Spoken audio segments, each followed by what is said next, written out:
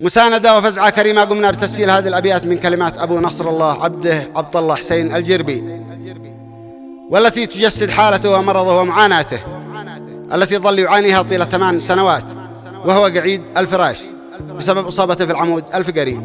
نسأل الله له الشفاء العاجل. مع خالص تحياتنا لكم أخوكم أبو مالك المشرقي، إنتاج استوديو الهلال المشرقي.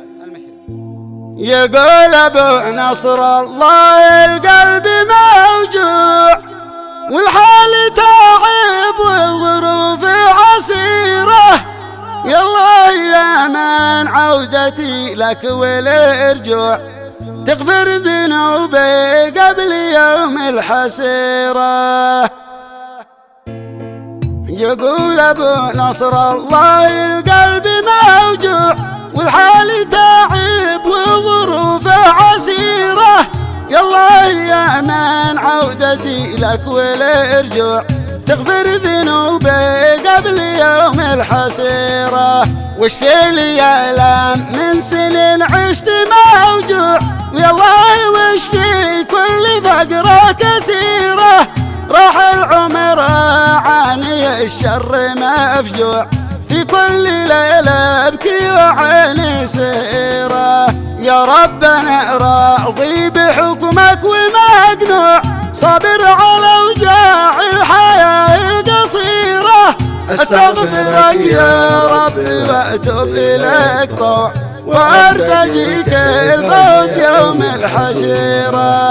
في يوم لا نافع بقوله ومنفوع والمر يفر من أسرته والعشيرة، ويجيرنا يا الله من الفقر والجوع من الظروف عيشة عيالي خطيرة. لا تقفلت الأبواب والدرب مقطوع وافتح لي أبواب المرازق كثيرة، يا رب لا ننهان ونذل ونجوع ولا تخلي حد سواك نستجيره.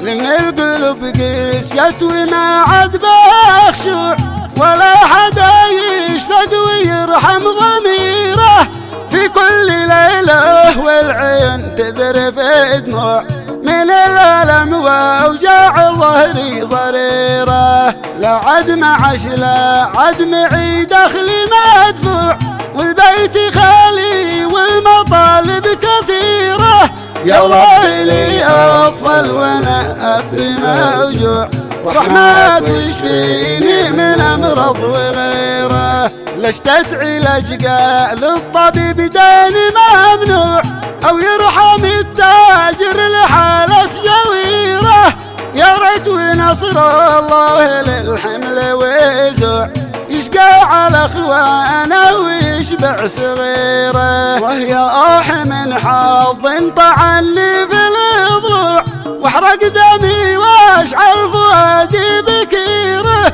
ليش يا زمان الظلم صار فيك مطبوع وين القلوب الخيرة والكبيرة. كيف واجه دنيتي في زمان شوع والعيش فيها أصبح 100,000 حيرة، يا رب فرج على كل مفجوع واكتب لنا دار الحياة الأخيرة. يا ربنا لا يبلي أطفالي الجوع ولا تعيشني بحاله ضريرة، عندك شفاء يا شفاء كل موجوع وانت الذي يكرم عيالي بخيره.